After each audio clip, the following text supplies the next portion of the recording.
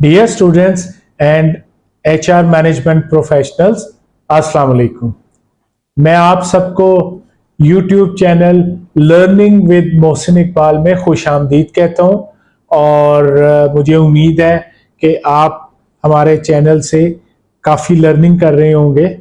आज का टॉपिक जो है वो हमने सिलेक्ट किया है एचआर जर्नलिस्ट का।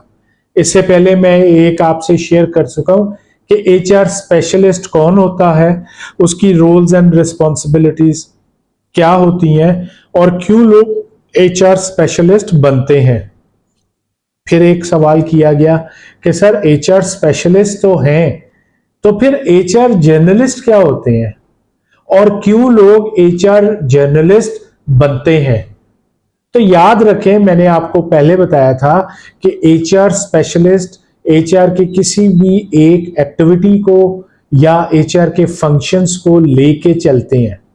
लेकिन जब हम नाम लेते हैं एचआर जर्नलिस्ट, जर्नल जिसका मतलब है कि कोई ऐसा इंडिविजुअल जो तमाम काम कर सके, ठीक है। एचआर जर्नलिस्ट ऐसे प्रोफेशनल को कहेंगे कि जिसको हर काम आता हो एचआर के पर्सपेक्टिव में जब हम बात करते हैं। अच्छा, ये कैसे हो सकता है कि इंडिविजुअल को सब काम आता हो? तो याद रखें, जब लोग फ्रेश आते हैं तो वो किसी एक लाइन को या किसी एक एचआर के फंक्शन को अडॉप्ट करते हैं। आपने जैसा कि सुना होगा कि एचआर रिक्रूटर, बहुत ज्यादा ये लफ्ज इस्तेमाल होता है, जिसका मतलब है कि वो इंडिविजुअल अगर वो एमबीए करके एचआर में आया है या बीबीए करके एचआर में आया है, ठीक है, तो इसका मतलब है उसको बेसिक्स पता है और वो किसी एक फंक्शन को जब फोकस करता है तो उसका मकसद होता है कि उसकी ग्रूमिंग, उसकी लर्निंग उस स्पेसिफिक फील्ड में हो जाए। लेकिन क्या वो एक फंक्शन सीखने के बाद उसकी लर्निंग और डेवलपमेंट खत्म हो जाएगी? बिल्कुल नहीं। एक अच्छा शख्स या एक अच्छा इंसान वो है जिसकी कंटिन्यूअस लर्निंग रहनी चाहिए। तो जब आप एचआर का एक फंक्शन लर्न कर लेते हैं तो आपके लिए बहुत जरूरी है कि आप सेकंड फंक्शन में इन्वॉल्व हो जाएं। मिसाल के तौर पे मैं बात करता हूं कि लेट्स सपोज आपने एम्प्लॉय ओरिएंटेशन से अपना कैरियर शुरू किया और आपने उसको एक्सेल कर लिया। उसके बाद आप ट्रेनिंग एंड डेवलपमेंट फंक्शन में आ गए और उसमें आपने अपनी लर्निंग की और उसको भी सीख लिया। उसके बाद आप परफॉर्मेंस मैनेजमेंट के फंक्शन में आ गए। परफॉर्मेंस मैनेजमेंट क्या होता है, केपीआईज क्या होते हैं, की रिजल्ट एरियाज क्या होते हैं, इनमें डिफरेंस क्या है और अप्रेजल कितने टाइप्स के होते हैं, तो आप इसमें आके अपने आप को एक्सेल करना शुरू कर देते हैं। इसी तरह एम्प्लॉय रिलेशन एक बहुत इंपॉर्टेंट एरिया है जिसमें कि आप अपने आप को बेहतर करना शुरू कर देते हैं। चेंज मैनेजमेंट वेरी इंपॉर्टेंट, कि आजकल कंपनीज में चेंज मैनेजमेंट पे बहुत ज्यादा काम हो रहा होता है, तो आप ये सब काम कर रहे होते हैं। इसके अलावा ग्रीवियंस मैनेजमेंट, कि देखें हर कंपनी में 100% एम्प्लॉय सेटिस्फेक्शन नहीं हो सकती। एम्प्लॉइज के ग्रीवियंसेस होंगे, उन ग्रीवियंस को कैसे डील करना है, क्या पॉलिसी होनी चाहिए उस हवाले से, और उनको कैसे एड्रेस करना है और एलिमिनेट करना है, ये आपका काम आएगा। उसके बाद हो सकता है कि आप एचएससी पे काम करें। HSC means health safety environment, ठीक है। ये भी बड़ा एक इंपॉर्टेंट फंक्शन है कि जब आप लेट्स सपोज फैक्ट्री में होते हैं या बाकी जगहों पे होते हैं, तो क्या एचआर को कंफर्टेबल एनवायरनमेंट दिया गया है? क्या एम्प्लॉइज ऑफ ए कंपनी एक अच्छे एनवायरनमेंट में काम कर रहे हैं? क्या उनकी सिटिंग कैपेसिटी जो है वो बेहतर है? क्या उनके पास लाइट का फ्लक्स एक डिफाइंड एरिया में है? क्या एनवायरनमेंट अच्छा है? क्या कल्चर जो है वो एक अच्छा कल्चर है? टॉक्सिक कल्चर तो नहीं है। एम्प्लॉय एंगेजमेंट क्या है? जब आप ग्रेजुअली ये सब चीजें सीखते हैं वन बाय वन करके, तो आप एचआर स्पेशलिस्ट से एचआर जर्नलिस्ट की तरफ मूव ऑन हो रहे होते हैं। ठीक है, तो ये बहुत जरूरी है आपके लिए कि आप पहले एचआर स्पेशलिस्ट बने और उसके बाद सीखते जाएं, और एक वक्त आएगा आप एचआर जर्नलिस्ट बनेंगे। ये क्यों जरूरी है कि हम एचआर स्पेशलिस्ट से एचआर जर्नलिस्ट भी बने?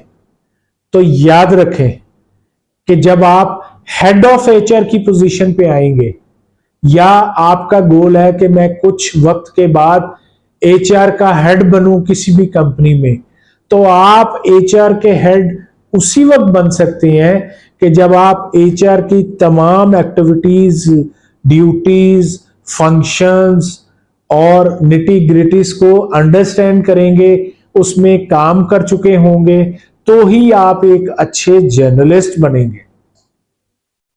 अगर आप ये काम नहीं करेंगे तो आप एक अच्छे एचआर प्रोफेशनल या एचआर जर्नलिस्ट नहीं बन सकते।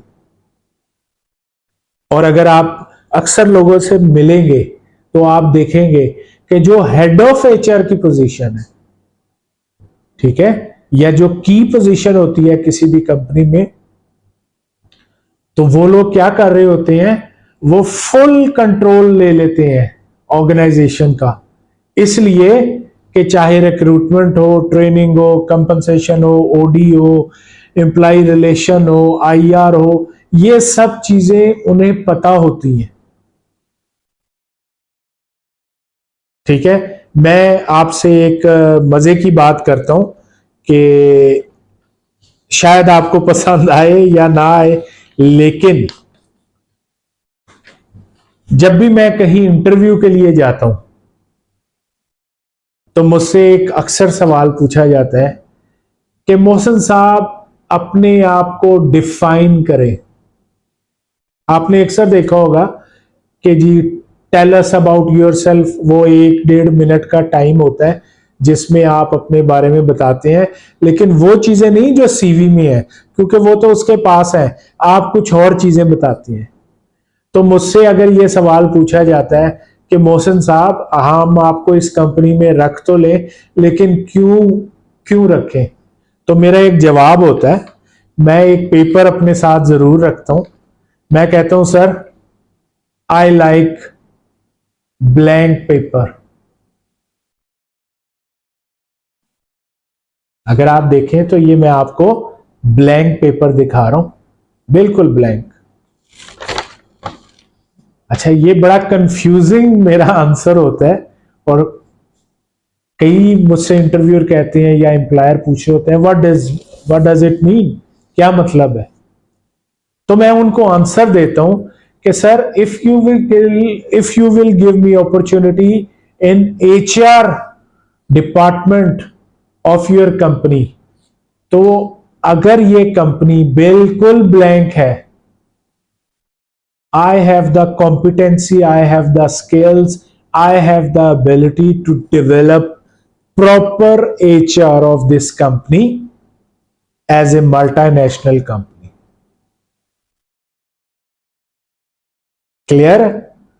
अब अगर मेरे पास ये कॉन्फिडेंट आया है कि कोई भी मुझे ब्लैंक ऑर्गेनाइजेशन मिलती है जहां पे एचआर ही नहीं है, तो मैं वहां हर चीज बना सकता हूं।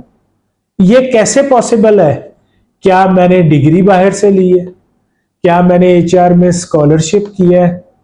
तो नो डाउट आपकी क्वालिफिकेशन, आपके पास फॉरेन डिग्रीज वैल्यू ऐड कर सकती हैं, लेकिन सबसे बड़ा जो इसका आंसर होता है दैट इज एक्सपीरियंस, क्योंकि मैंने अपनी लाइफ में एचआर को स्क्रैच से बनाया है कंपनीज में।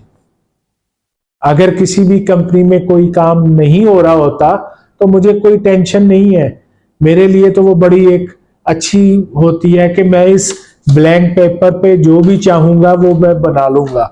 तो याद रखें, यही रोल है एक एचआर प्रोफेशनल का कि उसको सब चीजें पता होती हैं और ग्रेजुअली ये एचआर जर्नलिस्ट जो है हायरार्की में मूव ऑन भी कर रहा होता है। आजकल पाकिस्तान में भी एक नया कॉन्सेप्ट तो मैं नहीं कहूंगा, लेकिन बहुत सारे लोग इस पे बात कर रहे होते हैं, HRBP, human resource business partner, कि सर ये क्या होता है और मैं इतना कोर्स यहाँ का कर रहा हूं। तो इंशाल्लाह मौका मिला तो मैं आपसे HRBP पे भी बात करूंगा, लेकिन आई एम श्योर कि आप सबको ये क्लियर हो गया है कि preferably you should be first HR specialist and then you should move towards HR journalist, और HR जर्नलिस्ट से आप हेड ऑफ HR या की पोजीशन पे आते हैं बिकॉज यू नो एवरीथिंग। तो आज का ये लेक्चर मैं यहीं पे ख़त्म करता हूं। आप सबसे रिक्वेस्ट है कि मेरे channel learning with Mohsin Iqbal को सब्सक्राइब करें, लाइक करें और शेयर करें। बहुत शुक्रिया। अस्सलाम वालेकुम।